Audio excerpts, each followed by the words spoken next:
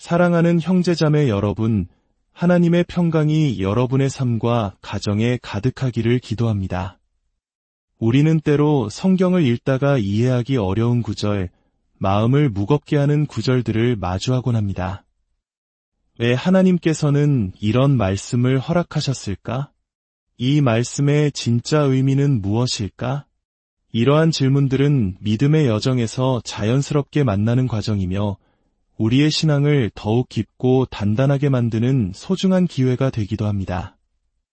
오늘 우리는 바로 그러한 어려운 본문들, 특히 구약 성경에 나타난 몇 가지 사건들을 함께 묵상하며 그 안에 담긴 하나님의 깊은 뜻을 탐구해 보고자 합니다. 이 말씀이 여러분의 마음에 울림을 준다면 좋아요를 눌러 더 많은 분들과 이 은혜를 나누고 구독을 통해 하나님의 지혜를 향한 여정에 동행해 주세요. 여러분의 작은 참여가 선한 메시지를 퍼뜨리는 귀한 도구가 됩니다. 주님의 이름으로 축복합니다. 첫 번째로 우리가 함께 살펴볼 이야기는 다윗 왕의 이야기입니다.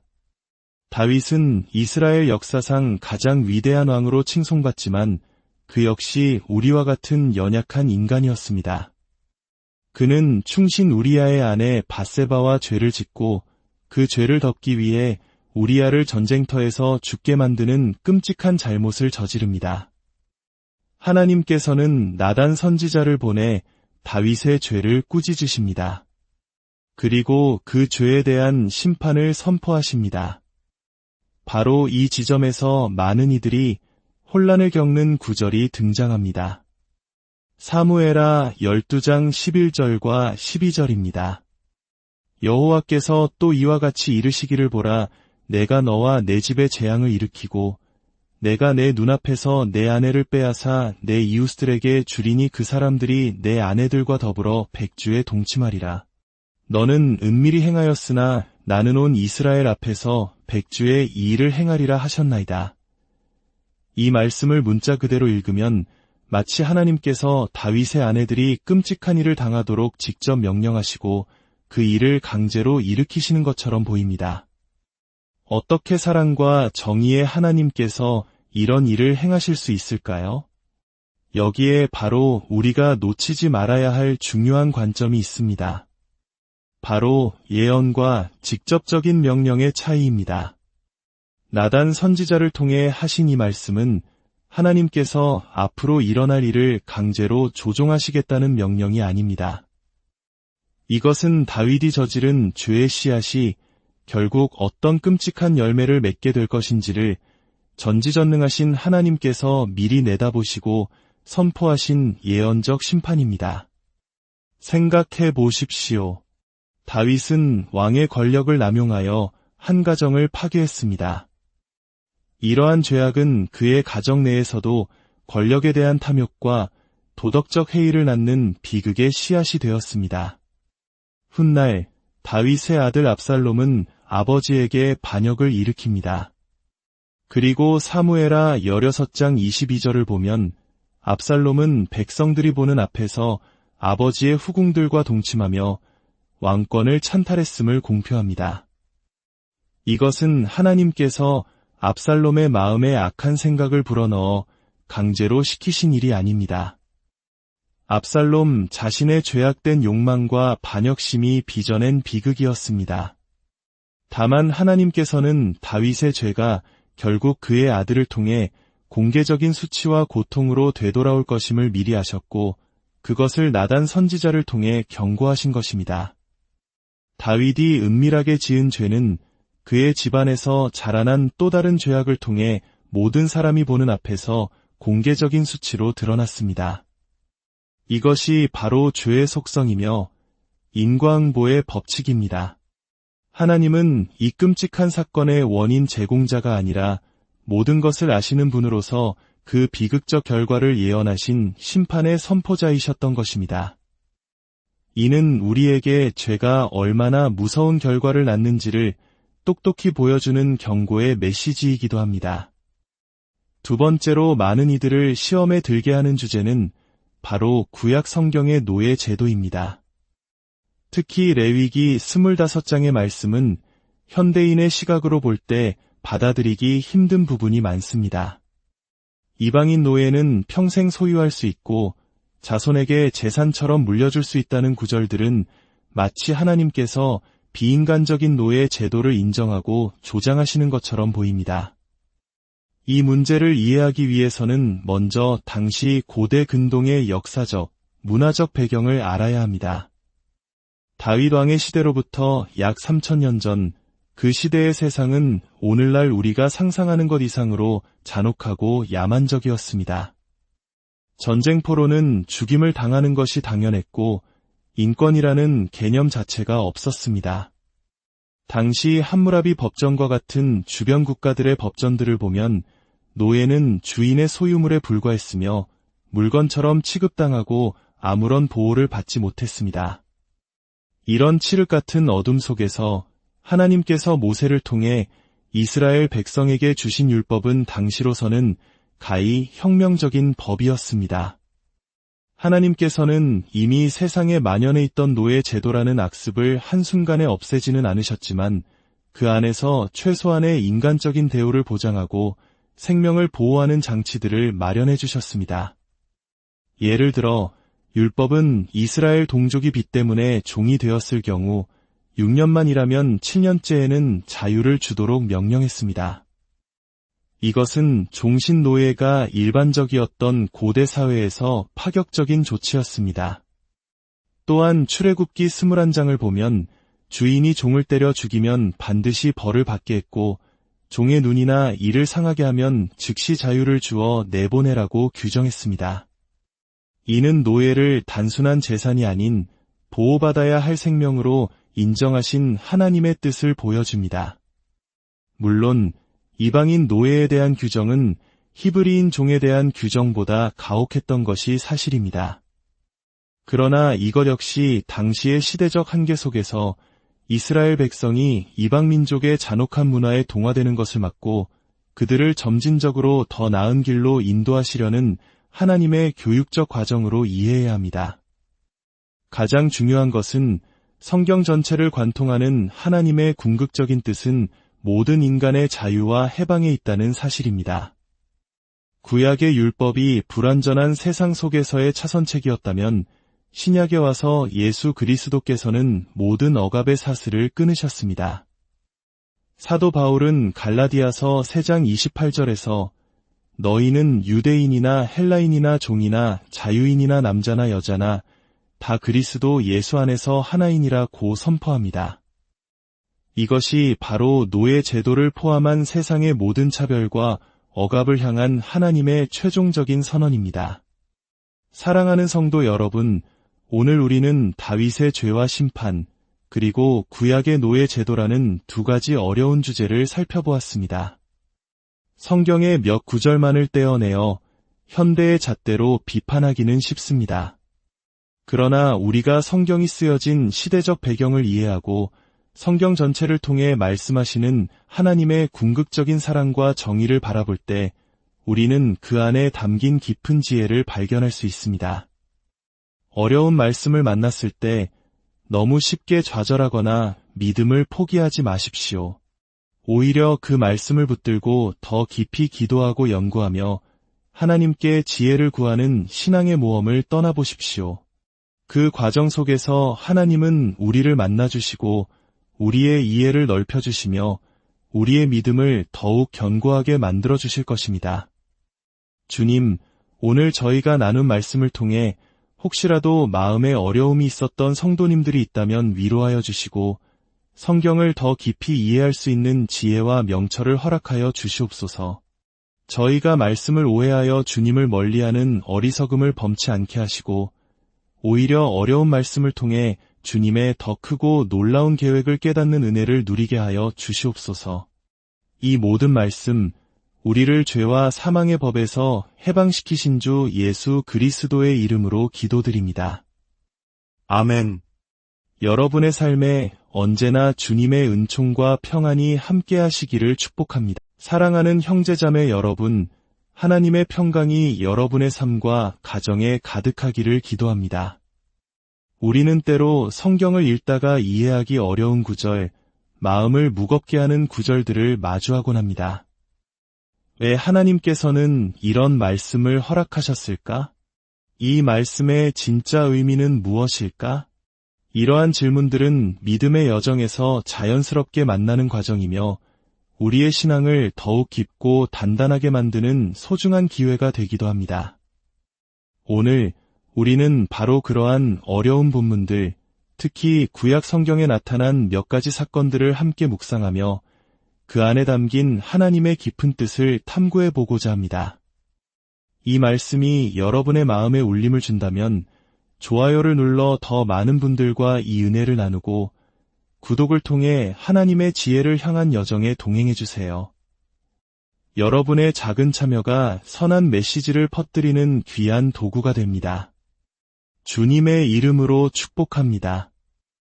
첫 번째로 우리가 함께 살펴볼 이야기는 다윗 왕의 이야기입니다. 다윗은 이스라엘 역사상 가장 위대한 왕으로 칭송받지만 그 역시 우리와 같은 연약한 인간이었습니다.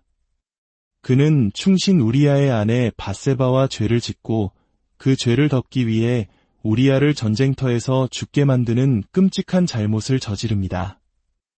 하나님께서는 나단 선지자를 보내 다윗의 죄를 꾸짖으십니다. 그리고 그 죄에 대한 심판을 선포하십니다. 바로 이 지점에서 많은 이들이 혼란을 겪는 구절이 등장합니다. 사무엘하 12장 11절과 12절입니다. 여호와께서 또 이와 같이 이르시기를 보라, 내가 너와 내 집에 재앙을 일으키고 내가 내 눈앞에서 내 아내를 빼앗아 내 이웃들에게 주리니 그 사람들이 내 아내들과 더불어 백주에 동침하리라. 너는 은밀히 행하였으나 나는 온 이스라엘 앞에서 백주에 이 일을 행하리라 하셨나이다. 이 말씀을 문자 그대로 읽으면 마치 하나님께서 다윗의 아내들이 끔찍한 일을 당하도록 직접 명령하시고 그 일을 강제로 일으키시는 것처럼 보입니다. 어떻게 사랑과 정의의 하나님께서 이런 일을 행하실 수 있을까요? 여기에 바로 우리가 놓치지 말아야 할 중요한 관점이 있습니다. 바로 예언과 직접적인 명령의 차이입니다. 나단 선지자를 통해 하신 이 말씀은 하나님께서 앞으로 일어날 일을 강제로 조종하시겠다는 명령이 아닙니다. 이것은 다윗이 저지른 죄의 씨앗이 결국 어떤 끔찍한 열매를 맺게 될 것인지를 전지전능하신 하나님께서 미리 내다보시고 선포하신 예언적 심판입니다. 생각해 보십시오. 다윗은 왕의 권력을 남용하여 한 가정을 파괴했습니다. 이러한 죄악은 그의 가정 내에서도 권력에 대한 탐욕과 도덕적 해이를 낳는 비극의 씨앗이 되었습니다. 훗날 다윗의 아들 압살롬은 아버지에게 반역을 일으킵니다. 그리고 사무엘하 16장 22절을 보면 압살롬은 백성들이 보는 앞에서 아버지의 후궁들과 동침하며 왕권을 찬탈했음을 공표합니다. 이것은 하나님께서 압살롬의 마음에 악한 생각을 불어넣어 강제로 시키신 일이 아닙니다. 압살롬 자신의 죄악된 욕망과 반역심이 빚어낸 비극이었습니다.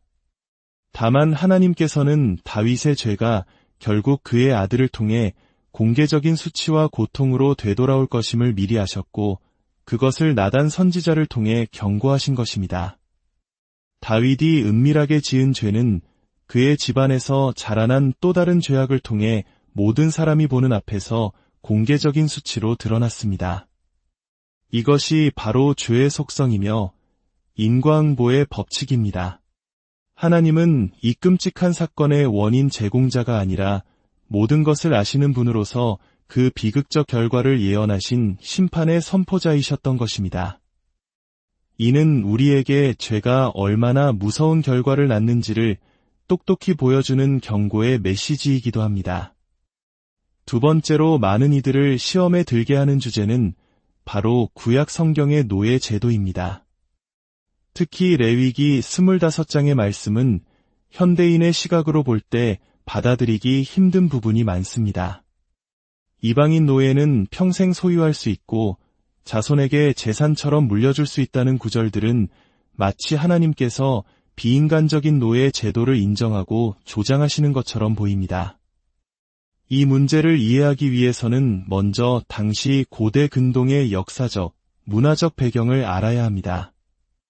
다윗 왕의 시대로부터 약 3000년 전, 그 시대의 세상은 오늘날 우리가 상상하는 것 이상으로 잔혹하고 야만적이었습니다. 전쟁포로는 죽임을 당하는 것이 당연했고, 인권이라는 개념 자체가 없었습니다. 당시 함무라비 법전과 같은 주변 국가들의 법전들을 보면 노예는 주인의 소유물에 불과했으며 물건처럼 취급당하고 아무런 보호를 받지 못했습니다. 이런 칠흑 같은 어둠 속에서 하나님께서 모세를 통해 이스라엘 백성에게 주신 율법은 당시로서는 가히 혁명적인 법이었습니다. 하나님께서는 이미 세상에 만연해 있던 노예 제도라는 악습을 한순간에 없애지는 않으셨지만 그 안에서 최소한의 인간적인 대우를 보장하고 생명을 보호하는 장치들을 마련해 주셨습니다. 예를 들어 율법은 이스라엘 동족이 빚 때문에 종이 되었을 경우 6년만 일하면 7년째에는 자유를 주도록 명령했습니다. 이것은 종신 노예가 일반적이었던 고대 사회에서 파격적인 조치였습니다. 또한 출애굽기 21장을 보면 주인이 종을 때려 죽이면 반드시 벌을 받게 했고 종의 눈이나 이를 상하게 하면 즉시 자유를 주어 내보내라고 규정했습니다. 이는 노예를 단순한 재산이 아닌 보호받아야 할 생명으로 인정하신 하나님의 뜻을 보여줍니다. 물론 이방인 노예에 대한 규정은 히브리인 종에 대한 규정보다 가혹했던 것이 사실입니다. 그러나 이것 역시 당시의 시대적 한계 속에서 이스라엘 백성이 이방 민족의 잔혹한 문화에 동화되는 것을 막고 그들을 점진적으로 더 나은 길로 인도하시려는 하나님의 교육적 과정으로 이해해야 합니다. 가장 중요한 것은 성경 전체를 관통하는 하나님의 궁극적인 뜻은 모든 인간의 자유와 해방에 있다는 사실입니다. 구약의 율법이 불완전한 세상 속에서의 차선책이었다면 신약에 와서 예수 그리스도께서는 모든 억압의 사슬을 끊으셨습니다. 사도 바울은 갈라디아서 3장 28절에서 너희는 유대인이나 헬라인이나 종이나 자유인이나 남자나 여자나 다 그리스도 예수 안에서 하나이니라고 선포합니다. 이것이 바로 노예 제도를 포함한 세상의 모든 차별과 억압을 향한 하나님의 최종적인 선언입니다. 사랑하는 성도 여러분, 오늘 우리는 다윗의 죄와 심판, 그리고 구약의 노예 제도라는 두 가지 어려운 주제를 살펴보았습니다. 성경의 몇 구절만을 떼어내어 현대의 잣대로 비판하기는 쉽습니다. 그러나 우리가 성경이 쓰여진 시대적 배경을 이해하고 성경 전체를 통해 말씀하시는 하나님의 궁극적인 사랑과 정의를 바라볼 때 우리는 그 안에 담긴 깊은 지혜를 발견할 수 있습니다. 어려운 말씀을 만났을 때 너무 쉽게 좌절하거나 믿음을 포기하지 마십시오. 오히려 그 말씀을 붙들고 더 깊이 기도하고 연구하며 하나님께 지혜를 구하는 신앙의 모험을 떠나보십시오. 그 과정 속에서 하나님은 우리를 만나주시고 우리의 이해를 넓혀주시며 우리의 믿음을 더욱 견고하게 만들어주실 것입니다. 주님, 오늘 저희가 나눈 말씀을 통해 혹시라도 마음에 어려움이 있었던 성도님들이 있다면 위로하여 주시고 성경을 더 깊이 이해할 수 있는 지혜와 명철을 허락하여 주시옵소서.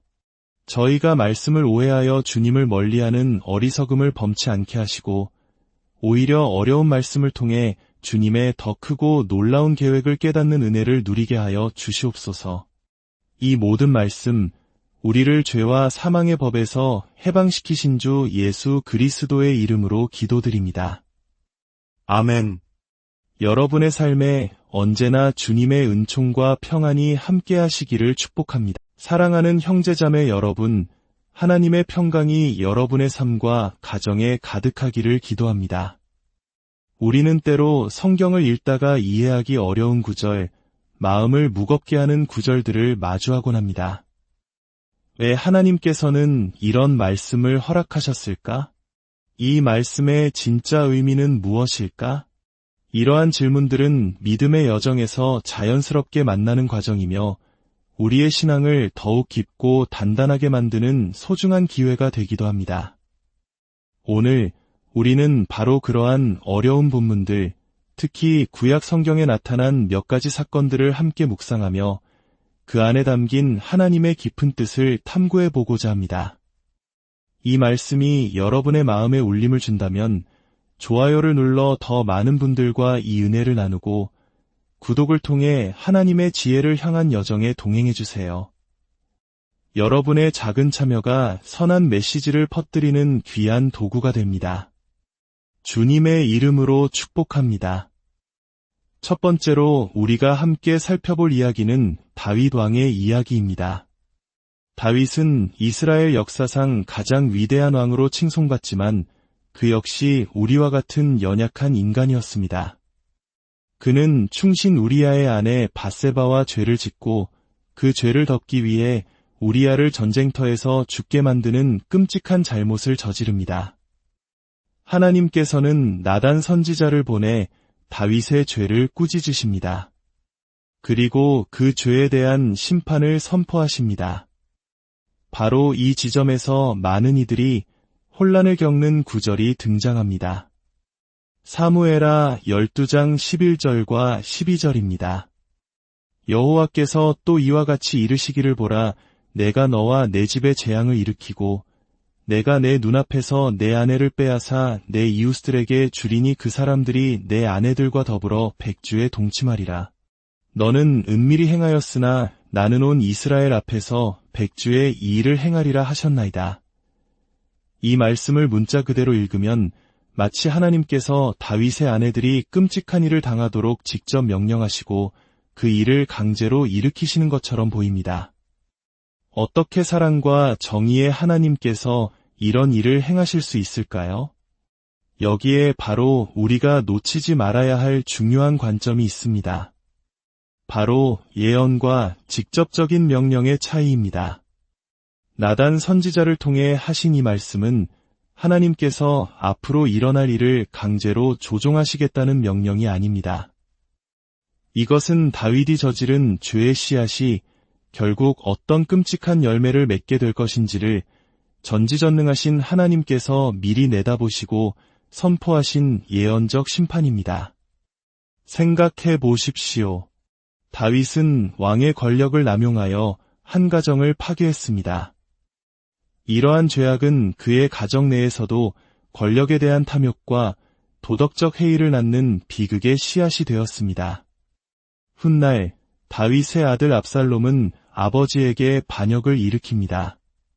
그리고 사무엘하 16장 22절을 보면 압살롬은 백성들이 보는 앞에서 아버지의 후궁들과 동침하며 왕권을 찬탈했음을 공표합니다. 이것은 하나님께서 압살롬의 마음에 악한 생각을 불어넣어 강제로 시키신 일이 아닙니다. 압살롬 자신의 죄악된 욕망과 반역심이 빚어낸 비극이었습니다. 다만 하나님께서는 다윗의 죄가 결국 그의 아들을 통해 공개적인 수치와 고통으로 되돌아올 것임을 미리 아셨고 그것을 나단 선지자를 통해 경고하신 것입니다. 다윗이 은밀하게 지은 죄는 그의 집안에서 자라난 또 다른 죄악을 통해 모든 사람이 보는 앞에서 공개적인 수치로 드러났습니다. 이것이 바로 죄의 속성이며 인과응보의 법칙입니다. 하나님은 이 끔찍한 사건의 원인 제공자가 아니라 모든 것을 아시는 분으로서 그 비극적 결과를 예언하신 심판의 선포자이셨던 것입니다. 이는 우리에게 죄가 얼마나 무서운 결과를 낳는지를 똑똑히 보여주는 경고의 메시지이기도 합니다. 두 번째로 많은 이들을 시험에 들게 하는 주제는 바로 구약 성경의 노예 제도입니다. 특히 레위기 25장의 말씀은 현대인의 시각으로 볼 때 받아들이기 힘든 부분이 많습니다. 이방인 노예는 평생 소유할 수 있고 자손에게 재산처럼 물려줄 수 있다는 구절들은 마치 하나님께서 비인간적인 노예 제도를 인정하고 조장하시는 것처럼 보입니다. 이 문제를 이해하기 위해서는 먼저 당시 고대 근동의 역사적, 문화적 배경을 알아야 합니다. 다윗 왕의 시대로부터 약 3000년 전, 그 시대의 세상은 오늘날 우리가 상상하는 것 이상으로 잔혹하고 야만적이었습니다. 전쟁포로는 죽임을 당하는 것이 당연했고, 인권이라는 개념 자체가 없었습니다. 당시 함무라비 법전과 같은 주변 국가들의 법전들을 보면 노예는 주인의 소유물에 불과했으며 물건처럼 취급당하고 아무런 보호를 받지 못했습니다. 이런 칠흑 같은 어둠 속에서 하나님께서 모세를 통해 이스라엘 백성에게 주신 율법은 당시로서는 가히 혁명적인 법이었습니다. 하나님께서는 이미 세상에 만연해 있던 노예 제도라는 악습을 한순간에 없애지는 않으셨지만 그 안에서 최소한의 인간적인 대우를 보장하고 생명을 보호하는 장치들을 마련해 주셨습니다. 예를 들어 율법은 이스라엘 동족이 빚 때문에 종이 되었을 경우 6년만 일하면 7년째에는 자유를 주도록 명령했습니다. 이것은 종신 노예가 일반적이었던 고대 사회에서 파격적인 조치였습니다. 또한 출애굽기 21장을 보면 주인이 종을 때려 죽이면 반드시 벌을 받게 했고 종의 눈이나 이를 상하게 하면 즉시 자유를 주어 내보내라고 규정했습니다. 이는 노예를 단순한 재산이 아닌 보호받아야 할 생명으로 인정하신 하나님의 뜻을 보여줍니다. 물론 이방인 노예에 대한 규정은 히브리인 종에 대한 규정보다 가혹했던 것이 사실입니다. 그러나 이것 역시 당시의 시대적 한계 속에서 이스라엘 백성이 이방 민족의 잔혹한 문화에 동화되는 것을 막고 그들을 점진적으로 더 나은 길로 인도하시려는 하나님의 교육적 과정으로 이해해야 합니다. 가장 중요한 것은 성경 전체를 관통하는 하나님의 궁극적인 뜻은 모든 인간의 자유와 해방에 있다는 사실입니다.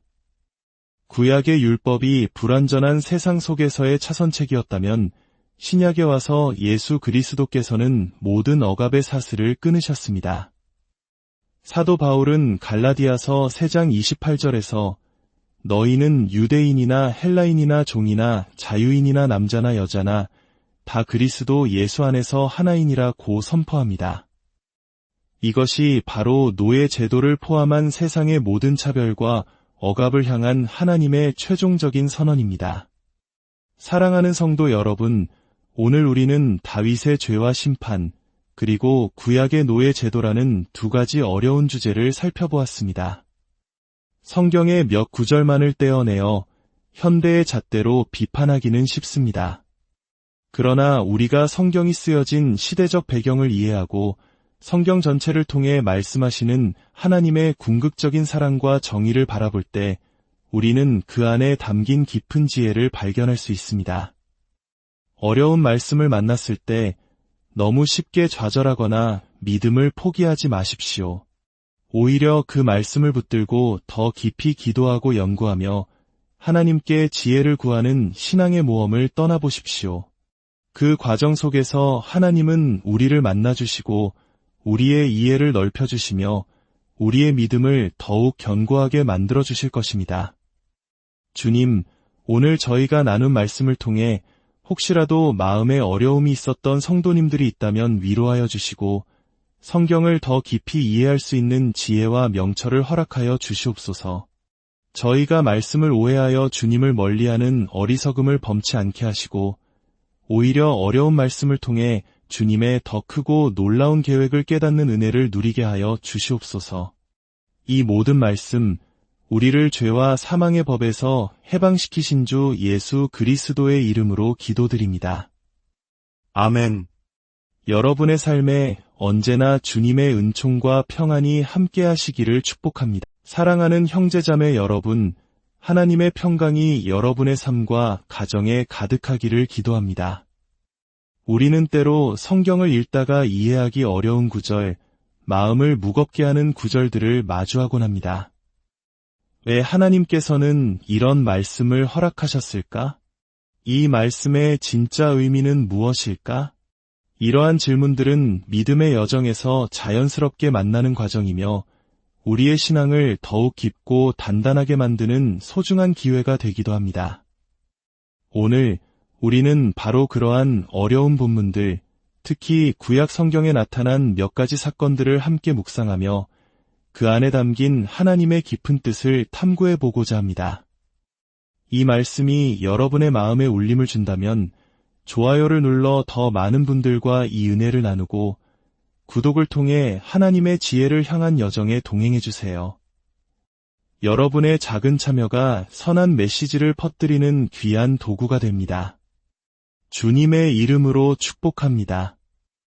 첫 번째로 우리가 함께 살펴볼 이야기는 다윗 왕의 이야기입니다. 다윗은 이스라엘 역사상 가장 위대한 왕으로 칭송받지만 그 역시 우리와 같은 연약한 인간이었습니다. 그는 충신 우리아의 아내 밧세바와 죄를 짓고 그 죄를 덮기 위해 우리아를 전쟁터에서 죽게 만드는 끔찍한 잘못을 저지릅니다. 하나님께서는 나단 선지자를 보내 다윗의 죄를 꾸짖으십니다. 그리고 그 죄에 대한 심판을 선포하십니다. 바로 이 지점에서 많은 이들이 혼란을 겪는 구절이 등장합니다. 사무엘하 12장 11절과 12절입니다. 여호와께서 또 이와 같이 이르시기를 보라, 내가 너와 내 집에 재앙을 일으키고 내가 내 눈앞에서 내 아내를 빼앗아 내 이웃들에게 주리니 그 사람들이 내 아내들과 더불어 백주에 동침하리라.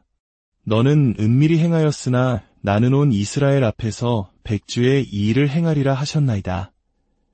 이 말씀을 문자 그대로 읽으면 마치 하나님께서 다윗의 아내들이 끔찍한 일을 당하도록 직접 명령하시고 그 일을 강제로 일으키시는 것처럼 보입니다.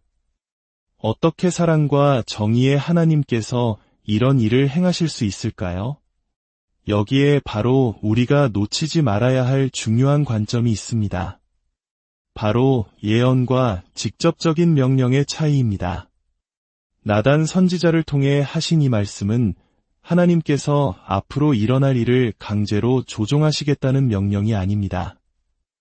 이것은 다윗이 저지른 죄의 씨앗이 결국 어떤 끔찍한 열매를 맺게 될 것인지를 전지전능하신 하나님께서 미리 내다보시고 선포하신 예언적 심판입니다. 생각해 보십시오. 다윗은 왕의 권력을 남용하여 한 가정을 파괴했습니다. 이러한 죄악은 그의 가정 내에서도 권력에 대한 탐욕과 도덕적 해이를 낳는 비극의 씨앗이 되었습니다. 훗날 다윗의 아들 압살롬은 아버지에게 반역을 일으킵니다. 그리고 사무엘하 16장 22절을 보면 압살롬은 백성들이 보는 앞에서 아버지의 후궁들과 동침하며 왕권을 찬탈했음을 공표합니다. 이것은 하나님께서 압살롬의 마음에 악한 생각을 불어넣어 강제로 시키신 일이 아닙니다. 압살롬 자신의 죄악된 욕망과 반역심이 빚어낸 비극이었습니다. 다만 하나님께서는 다윗의 죄가 결국 그의 아들을 통해 공개적인 수치와 고통으로 되돌아올 것임을 미리 아셨고 그것을 나단 선지자를 통해 경고하신 것입니다. 다윗이 은밀하게 지은 죄는 그의 집안에서 자라난 또 다른 죄악을 통해 모든 사람이 보는 앞에서 공개적인 수치로 드러났습니다. 이것이 바로 죄의 속성이며 인과응보의 법칙입니다. 하나님은 이 끔찍한 사건의 원인 제공자가 아니라 모든 것을 아시는 분으로서 그 비극적 결과를 예언하신 심판의 선포자이셨던 것입니다. 이는 우리에게 죄가 얼마나 무서운 결과를 낳는지를 똑똑히 보여주는 경고의 메시지이기도 합니다. 두 번째로 많은 이들을 시험에 들게 하는 주제는 바로 구약 성경의 노예 제도입니다. 특히 레위기 25장의 말씀은 현대인의 시각으로 볼 때 받아들이기 힘든 부분이 많습니다. 이방인 노예는 평생 소유할 수 있고 자손에게 재산처럼 물려줄 수 있다는 구절들은 마치 하나님께서 비인간적인 노예 제도를 인정하고 조장하시는 것처럼 보입니다. 이 문제를 이해하기 위해서는 먼저 당시 고대 근동의 역사적, 문화적 배경을 알아야 합니다. 다윗 왕의 시대로부터 약 3000년 전, 그 시대의 세상은 오늘날 우리가 상상하는 것 이상으로 잔혹하고 야만적이었습니다. 전쟁포로는 죽임을 당하는 것이 당연했고 인권이라는 개념 자체가 없었습니다. 당시 함무라비 법전과 같은 주변 국가들의 법전들을 보면 노예는 주인의 소유물에 불과했으며 물건처럼 취급당하고 아무런 보호를 받지 못했습니다. 이런 칠흑 같은 어둠 속에서 하나님께서 모세를 통해 이스라엘 백성에게 주신 율법은 당시로서는 가히 혁명적인 법이었습니다. 하나님께서는 이미 세상에 만연해 있던 노예 제도라는 악습을 한순간에 없애지는 않으셨지만 그 안에서 최소한의 인간적인 대우를 보장하고 생명을 보호하는 장치들을 마련해 주셨습니다. 예를 들어 율법은 이스라엘 동족이 빚 때문에 종이 되었을 경우 6년만 일하면 7년째에는 자유를 주도록 명령했습니다. 이것은 종신노예가 일반적이었던 고대 사회에서 파격적인 조치였습니다. 또한 출애굽기 21장을 보면 주인이 종을 때려 죽이면 반드시 벌을 받게 했고 종의 눈이나 이를 상하게 하면 즉시 자유를 주어 내보내라고 규정했습니다.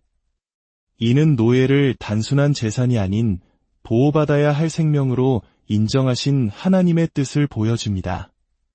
물론 이방인 노예에 대한 규정은 히브리인 종에 대한 규정보다 가혹했던 것이 사실입니다. 그러나 이것 역시 당시의 시대적 한계 속에서 이스라엘 백성이 이방 민족의 잔혹한 문화에 동화되는 것을 막고 그들을 점진적으로 더 나은 길로 인도하시려는 하나님의 교육적 과정으로 이해해야 합니다. 가장 중요한 것은 성경 전체를 관통하는 하나님의 궁극적인 뜻은 모든 인간의 자유와 해방에 있다는 사실입니다. 구약의 율법이 불완전한 세상 속에서의 차선책이었다면 신약에 와서 예수 그리스도께서는 모든 억압의 사슬을 끊으셨습니다. 사도 바울은 갈라디아서 3장 28절에서 너희는 유대인이나 헬라인이나 종이나 자유인이나 남자나 여자나 다 그리스도 예수 안에서 하나이니라고 선포합니다. 이것이 바로 노예 제도를 포함한 세상의 모든 차별과 억압을 향한 하나님의 최종적인 선언입니다. 사랑하는 성도 여러분, 오늘 우리는 다윗의 죄와 심판, 그리고 구약의 노예 제도라는 두 가지 어려운 주제를 살펴보았습니다. 성경의 몇 구절만을 떼어내어 현대의 잣대로 비판하기는 쉽습니다. 그러나 우리가 성경이 쓰여진 시대적 배경을 이해하고 성경 전체를 통해 말씀하시는 하나님의 궁극적인 사랑과 정의를 바라볼 때 우리는 그 안에 담긴 깊은 지혜를 발견할 수 있습니다. 어려운 말씀을 만났을 때 너무 쉽게 좌절하거나 믿음을 포기하지 마십시오. 오히려 그 말씀을 붙들고 더 깊이 기도하고 연구하며 하나님께 지혜를 구하는 신앙의 모험을 떠나보십시오. 그 과정 속에서 하나님은 우리를 만나주시고 우리의 이해를 넓혀주시며 우리의 믿음을 더욱 견고하게 만들어주실 것입니다. 주님, 오늘 저희가 나눈 말씀을 통해 혹시라도 마음에 어려움이 있었던 성도님들이 있다면 위로하여 주시고 성경을 더 깊이 이해할 수 있는 지혜와 명철을 허락하여 주시옵소서. 저희가 말씀을 오해하여 주님을 멀리하는 어리석음을 범치 않게 하시고 오히려 어려운 말씀을 통해 주님의 더 크고 놀라운 계획을 깨닫는 은혜를 누리게 하여 주시옵소서. 이 모든 말씀, 우리를 죄와 사망의 법에서 해방시키신 주 예수 그리스도의 이름으로 기도드립니다. 아멘. 여러분의 삶에 언제나 주님의 은총과 평안이 함께하시기를 축복합니다. 사랑하는 형제자매 여러분, 하나님의 평강이 여러분의 삶과 가정에 가득하기를 기도합니다. 우리는 때로 성경을 읽다가 이해하기 어려운 구절, 마음을 무겁게 하는 구절들을 마주하곤 합니다. 왜 하나님께서는 이런 말씀을 허락하셨을까? 이 말씀의 진짜 의미는 무엇일까? 이러한 질문들은 믿음의 여정에서 자연스럽게 만나는 과정이며 우리의 신앙을 더욱 깊고 단단하게 만드는 소중한 기회가 되기도 합니다. 오늘 우리는 바로 그러한 어려운 본문들, 특히 구약 성경에 나타난 몇 가지 사건들을 함께 묵상하며 그 안에 담긴 하나님의 깊은 뜻을 탐구해 보고자 합니다. 이 말씀이 여러분의 마음에 울림을 준다면 좋아요를 눌러 더 많은 분들과 이 은혜를 나누고 구독을 통해 하나님의 지혜를 향한 여정에 동행해주세요. 여러분의 작은 참여가 선한 메시지를 퍼뜨리는 귀한 도구가 됩니다. 주님의 이름으로 축복합니다. 첫 번째로 우리가 함께 살펴볼 이야기는 다윗 왕의 이야기입니다. 다윗은 이스라엘 역사상 가장 위대한 왕으로 칭송받지만 그 역시 우리와 같은 연약한 인간이었습니다. 그는 충신 우리아의 아내 밧세바와 죄를 짓고 그 죄를 덮기 위해 우리아를 전쟁터에서 죽게 만드는 끔찍한 잘못을 저지릅니다. 하나님께서는 나단 선지자를 보내 다윗의 죄를 꾸짖으십니다. 그리고 그 죄에 대한 심판을 선포하십니다. 바로 이 지점에서 많은 이들이 혼란을 겪는 구절이 등장합니다. 사무엘하 12장 11절과 12절입니다. 여호와께서 또 이와 같이 이르시기를 보라, 내가 너와 내 집에 재앙을 일으키고 내가 내 눈앞에서 내 아내를 빼앗아 내 이웃들에게 주리니 그 사람들이 내 아내들과 더불어 백주에 동침하리라. 너는 은밀히 행하였으나 나는 온 이스라엘 앞에서 백주에 이 일을 행하리라 하셨나이다. 이 말씀을 문자 그대로 읽으면 마치 하나님께서 다윗의 아내들이 끔찍한 일을 당하도록 직접 명령하시고 그 일을 강제로 일으키시는 것처럼 보입니다. 어떻게 사랑과 정의의 하나님께서 이런 일을 행하실 수 있을까요? 여기에 바로 우리가 놓치지 말아야 할 중요한 관점이 있습니다. 바로 예언과 직접적인 명령의 차이입니다. 나단 선지자를 통해 하신 이 말씀은 하나님께서 앞으로 일어날 일을 강제로 조종하시겠다는 명령이 아닙니다. 이것은 다윗이 저지른 죄의 씨앗이 결국 어떤 끔찍한 열매를 맺게 될 것인지를 전지전능하신 하나님께서 미리 내다보시고 선포하신 예언적 심판입니다. 생각해 보십시오. 다윗은 왕의 권력을 남용하여 한 가정을 파괴했습니다. 이러한 죄악은 그의 가정 내에서도 권력에 대한 탐욕과 도덕적 해이를 낳는 비극의 씨앗이 되었습니다. 훗날 다윗의 아들 압살롬은 아버지에게 반역을 일으킵니다. 그리고 사무엘하 16장 22절을 보면 압살롬은 백성들이 보는 앞에서 아버지의 후궁들과 동침하며 왕권을 찬탈했음을 공표합니다. 이것은 하나님께서 압살롬의 마음에 악한 생각을 불어넣어 강제로 시키신 일이 아닙니다. 압살롬 자신의 죄악된 욕망과 반역심이 빚어낸 비극이었습니다. 다만 하나님께서는 다윗의 죄가 결국 그의 아들을 통해 공개적인 수치와 고통으로 되돌아올 것임을 미리 아셨고 그것을 나단 선지자를 통해 경고하신 것입니다. 다윗이 은밀하게 지은 죄는 그의 집안에서 자라난 또 다른 죄악을 통해 모든 사람이 보는 앞에서 공개적인 수치로 드러났습니다. 이것이 바로 죄의 속성이며 인과응보의 법칙입니다. 하나님은 이 끔찍한 사건의 원인 제공자가 아니라 모든 것을 아시는 분으로서 그 비극적 결과를 예언하신 심판의 선포자이셨던 것입니다. 이는 우리에게 죄가 얼마나 무서운 결과를 낳는지를 똑똑히 보여주는 경고의 메시지이기도 합니다.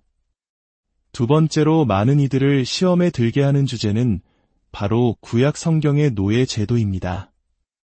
특히 레위기 25장의 말씀은 현대인의 시각으로 볼 때 받아들이기 힘든 부분이 많습니다. 이방인 노예는 평생 소유할 수 있고 자손에게 재산처럼 물려줄 수 있다는 구절들은 마치 하나님께서 비인간적인 노예 제도를 인정하고 조장하시는 것처럼 보입니다. 이 문제를 이해하기 위해서는 먼저 당시 고대 근동의 역사적, 문화적 배경을 알아야 합니다. 다윗 왕의 시대로부터 약 3000년 전, 그 시대의 세상은 오늘날 우리가 상상하는 것 이상으로 잔혹하고 야만적이었습니다. 전쟁포로는 죽임을 당하는 것이 당연했고 인권이라는 개념 자체가 없었습니다. 당시 함무라비 법전과 같은 주변 국가들의 법전들을 보면 노예는 주인의 소유물에 불과했으며 물건처럼 취급당하고 아무런 보호를 받지 못했습니다. 이런 칠흑 같은 어둠 속에서 하나님께서 모세를 통해 이스라엘 백성에게 주신 율법은 당시로서는 가히 혁명적인 법이었습니다. 하나님께서는 이미 세상에 만연해 있던 노예 제도라는 악습을 한순간에 없애지는 않으셨지만 그 안에서 최소한의 인간적인 대우를 보장하고 생명을 보호하는 장치들을 마련해 주셨습니다. 예를 들어 율법은 이스라엘 동족이 빚 때문에 종이 되었을 경우 6년만 일하면 7년째에는 자유를 주도록 명령했습니다. 이것은 종신 노예가 일반적이었던 고대 사회에서 파격적인 조치였습니다. 또한 출애굽기 21장을 보면 주인이 종을 때려 죽이면 반드시 벌을 받게 했고 종의 눈이나 이를 상하게 하면 즉시 자유를 주어 내보내라고 규정했습니다. 이는 노예를 단순한 재산이 아닌 보호받아야 할 생명으로 인정하신 하나님의 뜻을 보여줍니다. 물론 이방인 노예에 대한 규정은 히브리인 종에 대한 규정보다 가혹했던 것이 사실입니다. 그러나 이것 역시 당시의 시대적 한계 속에서 이스라엘 백성이 이방 민족의 잔혹한 문화에 동화되는 것을 막고 그들을 점진적으로 더 나은 길로 인도하시려는 하나님의 교육적 과정으로 이해해야 합니다. 가장 중요한 것은 성경 전체를 관통하는 하나님의 궁극적인 뜻은 모든 인간의 자유와 해방에 있다는 사실입니다. 구약의 율법이 불완전한 세상 속에서의 차선책이었다면 신약에 와서 예수 그리스도께서는 모든 억압의 사슬을 끊으셨습니다. 사도 바울은 갈라디아서 3장 28절에서 너희는 유대인이나 헬라인이나 종이나 자유인이나 남자나 여자나 다 그리스도 예수 안에서 하나이니라고 선포합니다. 이것이 바로 노예 제도를 포함한 세상의 모든 차별과 억압을 향한 하나님의 최종적인 선언입니다. 사랑하는 성도 여러분, 오늘 우리는 다윗의 죄와 심판, 그리고 구약의 노예 제도라는 두 가지 어려운 주제를 살펴보았습니다. 성경의 몇 구절만을 떼어내어 현대의 잣대로 비판하기는 쉽습니다. 그러나 우리가 성경이 쓰여진 시대적 배경을 이해하고 성경 전체를 통해 말씀하시는 하나님의 궁극적인 사랑과 정의를 바라볼 때 우리는 그 안에 담긴 깊은 지혜를 발견할 수 있습니다. 어려운 말씀을 만났을 때 너무 쉽게 좌절하거나 믿음을 포기하지 마십시오. 오히려 그 말씀을 붙들고 더 깊이 기도하고 연구하며 하나님께 지혜를 구하는 신앙의 모험을 떠나보십시오. 그 과정 속에서 하나님은 우리를 만나주시고 우리의 이해를 넓혀주시며 우리의 믿음을 더욱 견고하게 만들어주실 것입니다. 주님, 오늘 저희가 나눈 말씀을 통해 혹시라도 마음에 어려움이 있었던 성도님들이 있다면 위로하여 주시고 성경을 더 깊이 이해할 수 있는 지혜와 명철을 허락하여 주시옵소서. 저희가 말씀을 오해하여 주님을 멀리하는 어리석음을 범치 않게 하시고 오히려 어려운 말씀을 통해 주님의 더 크고 놀라운 계획을 깨닫는 은혜를 누리게 하여 주시옵소서. 이 모든 말씀, 우리를 죄와 사망의 법에서 해방시키신 주 예수 그리스도의 이름으로 기도드립니다. 아멘. 여러분의 삶에 언제나 주님의 은총과 평안이 함께하시기를 축복합니다. 사랑하는 형제자매 여러분, 하나님의 평강이 여러분의 삶과 가정에 가득하기를 기도합니다. 우리는 때로 성경을 읽다가 이해하기 어려운 구절, 마음을 무겁게 하는 구절들을 마주하곤 합니다. 왜 하나님께서는 이런 말씀을 허락하셨을까? 이 말씀의 진짜 의미는 무엇일까? 이러한 질문들은 믿음의 여정에서 자연스럽게 만나는 과정이며 우리의 신앙을 더욱 깊고 단단하게 만드는 소중한 기회가 되기도 합니다. 오늘 우리는 바로 그러한 어려운 본문들, 특히 구약 성경에 나타난 몇 가지 사건들을 함께 묵상하며 그 안에 담긴 하나님의 깊은 뜻을 탐구해 보고자 합니다. 이 말씀이 여러분의 마음에 울림을 준다면 좋아요를 눌러 더 많은 분들과 이 은혜를 나누고 구독을 통해 하나님의 지혜를 향한 여정에 동행해 주세요. 여러분의 작은 참여가 선한 메시지를 퍼뜨리는 귀한 도구가 됩니다. 주님의 이름으로 축복합니다. 첫 번째로 우리가 함께 살펴볼 이야기는 다윗 왕의 이야기입니다. 다윗은 이스라엘 역사상 가장 위대한 왕으로 칭송받지만 그 역시 우리와 같은 연약한 인간이었습니다. 그는 충신 우리아의 아내 밧세바와 죄를 짓고 그 죄를 덮기 위해 우리아를 전쟁터에서 죽게 만드는 끔찍한 잘못을 저지릅니다. 하나님께서는 나단 선지자를 보내 다윗의 죄를 꾸짖으십니다. 그리고 그 죄에 대한 심판을 선포하십니다. 바로 이 지점에서 많은 이들이 혼란을 겪는 구절이 등장합니다. 사무엘하 12장 11절과 12절입니다. 여호와께서 또 이와 같이 이르시기를 보라, 내가 너와 내 집에 재앙을 일으키고 내가 내 눈앞에서 내 아내를 빼앗아 내 이웃들에게 주리니 그 사람들이 내 아내들과 더불어 백주에 동침하리라. 너는 은밀히 행하였으나 나는 온 이스라엘 앞에서 백주에 이 일을 행하리라 하셨나이다. 이 말씀을 문자 그대로 읽으면 마치 하나님께서 다윗의 아내들이 끔찍한 일을 당하도록 직접 명령하시고 그 일을 강제로 일으키시는 것처럼 보입니다. 어떻게 사랑과 정의의 하나님께서 이런 일을 행하실 수 있을까요? 여기에 바로 우리가 놓치지 말아야 할 중요한 관점이 있습니다. 바로 예언과 직접적인 명령의 차이입니다. 나단 선지자를 통해 하신 이 말씀은 하나님께서 앞으로 일어날 일을 강제로 조종하시겠다는 명령이 아닙니다. 이것은 다윗이 저지른 죄의 씨앗이 결국 어떤 끔찍한 열매를 맺게 될 것인지를 전지전능하신 하나님께서 미리 내다보시고 선포하신 예언적 심판입니다. 생각해 보십시오. 다윗은 왕의 권력을 남용하여 한 가정을 파괴했습니다. 이러한 죄악은 그의 가정 내에서도 권력에 대한 탐욕과 도덕적 해이를 낳는 비극의 씨앗이 되었습니다.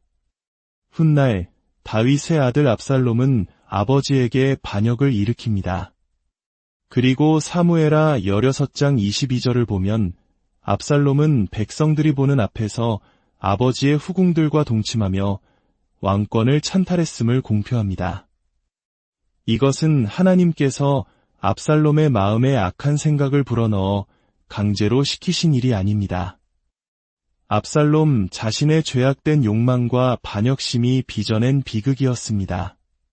다만 하나님께서는 다윗의 죄가 결국 그의 아들을 통해 공개적인 수치와 고통으로 되돌아올 것임을 미리 아셨고 그것을 나단 선지자를 통해 경고하신 것입니다.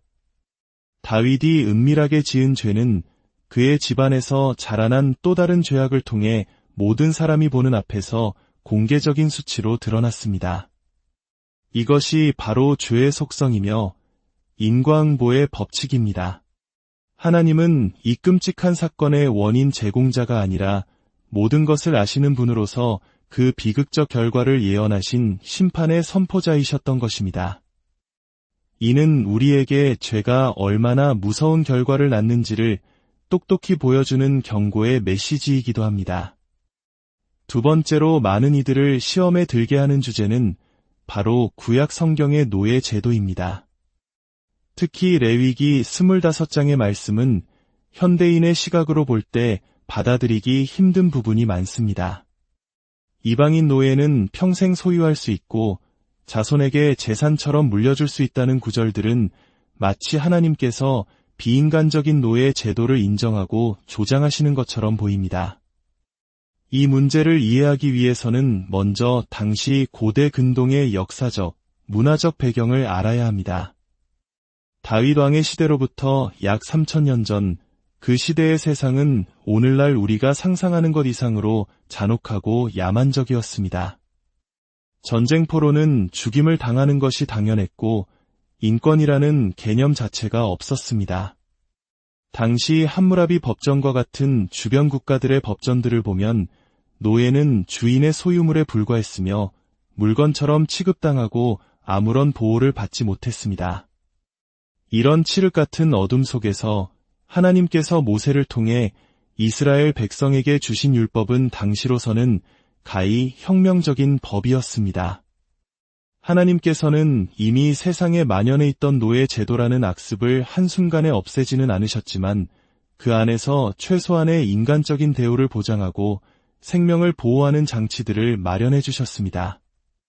예를 들어 율법은 이스라엘 동족이 빚 때문에 종이 되었을 경우 6년만 일하면 7년째에는 자유를 주도록 명령했습니다. 이것은 종신 노예가 일반적이었던 고대 사회에서 파격적인 조치였습니다. 또한 출애굽기 21장을 보면 주인이 종을 때려 죽이면 반드시 벌을 받게 했고 종의 눈이나 이를 상하게 하면 즉시 자유를 주어 내보내라고 규정했습니다. 이는 노예를 단순한 재산이 아닌 보호받아야 할 생명으로 인정하신 하나님의 뜻을 보여줍니다. 물론 이방인 노예에 대한 규정은 히브리인 종에 대한 규정보다 가혹했던 것이 사실입니다. 그러나 이것 역시 당시의 시대적 한계 속에서 이스라엘 백성이 이방 민족의 잔혹한 문화에 동화되는 것을 막고 그들을 점진적으로 더 나은 길로 인도하시려는 하나님의 교육적 과정으로 이해해야 합니다.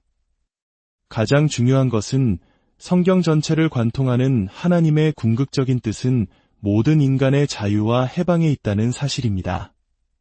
구약의 율법이 불완전한 세상 속에서의 차선책이었다면 신약에 와서 예수 그리스도께서는 모든 억압의 사슬을 끊으셨습니다. 사도 바울은 갈라디아서 3장 28절에서 너희는 유대인이나 헬라인이나 종이나 자유인이나 남자나 여자나 다 그리스도 예수 안에서 하나이니라고 선포합니다. 이것이 바로 노예 제도를 포함한 세상의 모든 차별과 억압을 향한 하나님의 최종적인 선언입니다. 사랑하는 성도 여러분, 오늘 우리는 다윗의 죄와 심판, 그리고 구약의 노예 제도라는 두 가지 어려운 주제를 살펴보았습니다. 성경의 몇 구절만을 떼어내어 현대의 잣대로 비판하기는 쉽습니다.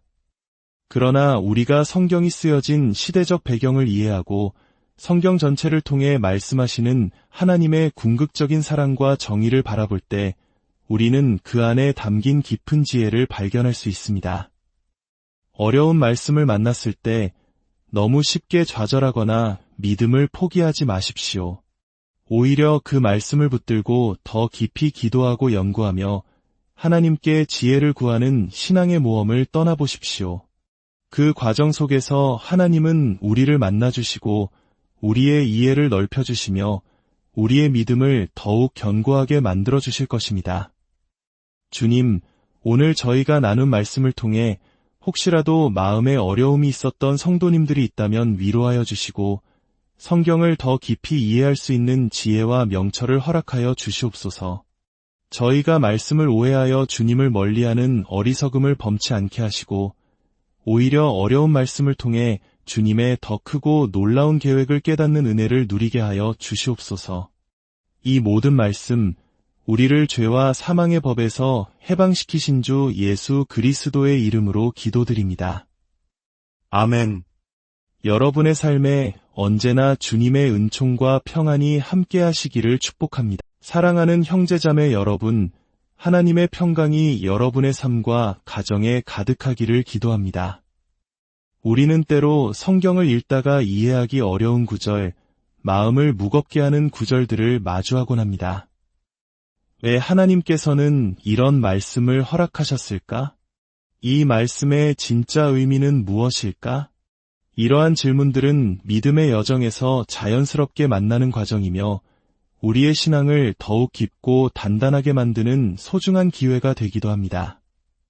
오늘 우리는 바로 그러한 어려운 본문들, 특히 구약 성경에 나타난 몇 가지 사건들을 함께 묵상하며 그 안에 담긴 하나님의 깊은 뜻을 탐구해 보고자 합니다. 이 말씀이 여러분의 마음에 울림을 준다면 좋아요를 눌러 더 많은 분들과 이 은혜를 나누고 구독을 통해 하나님의 지혜를 향한 여정에 동행해 주세요. 여러분의 작은 참여가 선한 메시지를 퍼뜨리는 귀한 도구가 됩니다. 주님의 이름으로 축복합니다. 첫 번째로 우리가 함께 살펴볼 이야기는 다윗 왕의 이야기입니다. 다윗은 이스라엘 역사상 가장 위대한 왕으로 칭송받지만 그 역시 우리와 같은 연약한 인간이었습니다.